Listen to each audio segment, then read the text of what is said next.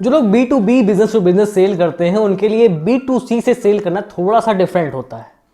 थोड़ी सी कन्वेंसी का नेचर अलग होता है, थोड़ा सा सेल्स का तरीका अलग होता है। और इस चीज में किन बातों का ध्यान रखना चाहिए, किन आइडियाज को इंप्लीमेंट करना चाहिए, इसके बारे में हम इस वीडियो में बात करने वाले हैं। सब्सक्राइब करिए हमारे YouTube चैनल को और बेल आइकन को प्रेस करना ना भूलें, जिससे मिलते रहे आपको लेटेस्ट अपडेट्स। जब आप B2B सेल कर रहे होते हैं तो आपको B2C के कंपैरिजन में थोड़ा सा केयरफुल रहना पड़ता है, क्योंकि जहां B2C को सेल कर रहे थे वहां पे आपके पास एक नॉर्मल कस्टमर था, सामने वाला एक नॉर्मल पर्सन था। यहां पर आप B2B सेल कर रहे हैं, वो आदमी, वो फर्म, वो बिजनेस करने बैठी है, वो अपनी हर परचेज को प्रॉफिट और लॉस के टर्म में मेजर करती है। वो हमेशा ये ध्यान रखती है कि आपके प्रोडक्ट से, आपकी सर्विस से हमें फायदा क्या होगा और कहीं हमें इससे नुकसान तो नहीं हो जाएगा। तो B2B सेल करने के टाइम पे आपको कुछ ज्यादा बातों का ध्यान रखना पड़ता है। पॉइंट नंबर 1, जब आप B2B सेल करने जा रहे हैं तो सबसे बड़ी बात आपको जो ध्यान रखनी होती है, वहां पर किसी भी डिसीजन मेकिंग अथॉरिटी से ही बात करनी चाहिए। अगर आप B2B सेल करने गए हैं और आपने किसी नॉट डिसीजन मेकिंग अथॉरिटी से बात की तो आपकी सेल होने की पॉसिबिलिटी बहुत कम हो जाती है। जब आप एक नॉन डिसीजन मेकिंग अथॉरिटी से बात करते हैं तो वहां पर उसको यस कहने के राइट्स बहुत कम होते हैं। वो किसी भी परचेजिंग के लिए यस बोल नहीं सकता है, उसको अपने ऊपर से ऑर्डर लेने ही पड़ेंगे। जबकि नो बोलने के राइट्स सबके पास होते हैं। वहां पर कोई भी non decision making authority no बोल सकता है कि हमें आपका प्रोडक्ट नहीं चाहिए, हमें इसकी रिक्वायरमेंट नहीं है, हमारी कंपनी को आपके प्रोडक्ट की रिक्वायरमेंट नहीं है। तो ये नो बोलने के चांसेस ज़्यादा बढ़ जाते हैं, क्योंकि उसके पास नो बोलने के राइट्स ही होते हैं।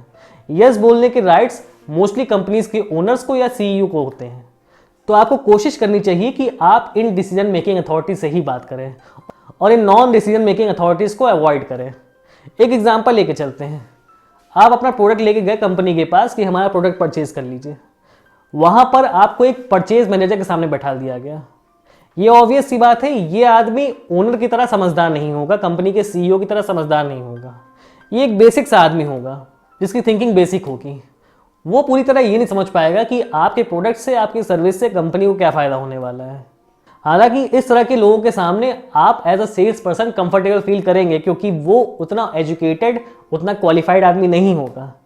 लेकिन फिर भी अगर आपने इन्हें कन्विंस किया और इनके पास राइट्स नहीं है तो उस कन्विंसिंग में कोई मतलब नहीं।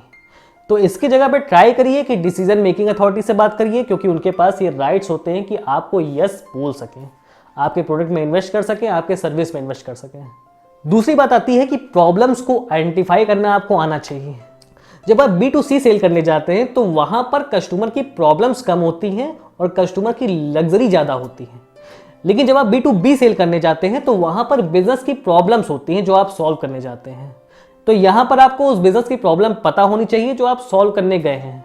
आप अपना प्रोडक्ट या सर्विस लेके गए और उसको अपने बारे में बताने लगे तो उससे कोई फायदा नहीं होने वाला है जब तक कि आप वहां की प्रॉब्लम्स को नहीं जानते।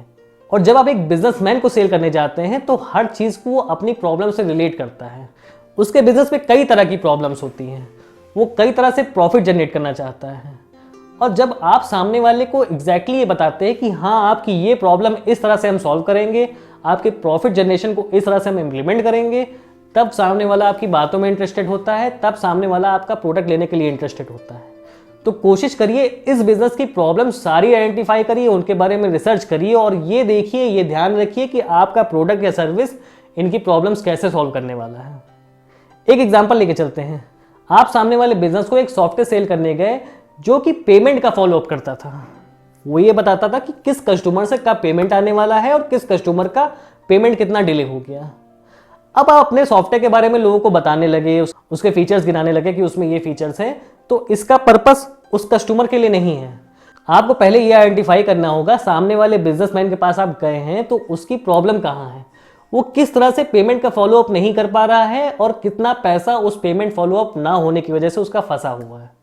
अगर आप उसकी इस प्रॉब्लम को पॉइंट करते हैं, उसकी प्रॉब्लम्स गिनाते हैं, उसकी प्रॉब्लम से हुए नुकसान को गिनाते हैं, तो आपकी बात वो सुनेगा और आपका प्रोडक्ट लेने के लिए इंटरेस्टेड होगा, आपकी सर्विस लेने के लिए इंटरेस्टेड होगा। तो कोशिश करिए हर एक बिजनेसमैन को उसकी प्रॉब्लम्स गिनाइए। जब आप सेल करने जाएं तो उसके प्रॉब्लमेटिक एरिया फोकस करिए। तीसरी बात आती है, जब आप बिजनेस को सेल करने जाते हैं तो उसको ज़्यादा ऑप्शंस चाहिए, ज़्यादा प्रपोजल चाहिए। अगर आपके पास पॉसिबल है तो कम से कम 3 टाइप ऑफ प्रपोजल रखिए। अगर आप कम से कम 3 टाइप के प्रपोजल रखेंगे तो सामने वाले बिजनेस के पास ज़्यादा ऑप्शंस होंगे उसमें से चूज करने के। वो ये समझ पाएगा कि ये सबसे सस्ता वाला प्रोडक्ट हमारे लिए इसलिए जो हमारी प्रॉब्लम को सॉल्व करेगा, और ये महंगा प्रोडक्ट इसलिए है जो कि सबसे ज़्यादा क्वालिटी प्रोवाइड करेगा। उसके पास ये ऑप्शन आ गया कि वो या इसको चूज करे या इसको चूज करे। ऐसा इसलिए किया जाता है कि सामने वाले बिजनेस को ज़्यादा ऑप्शंस मिल जाए और हमारी सेल होने की पॉसिबिलिटी ज़्यादा बढ़ जाए। तो अगर B2B सेल के टाइम पे अगर इन बातों को आप नोटिस करते हैं, इनका ध्यान रखते हैं, तो B2B सेल होने की पॉसिबिलिटी ज़्यादा हो जाती है। अगर मेरी बातें अच्छी लगी हो, कोई फायदा नजर आया हो तो चैनल को सब्सक्राइब करिएगा, वीडियो को लाइक शेयर करिएगा। अभी के लिए गुड बाय।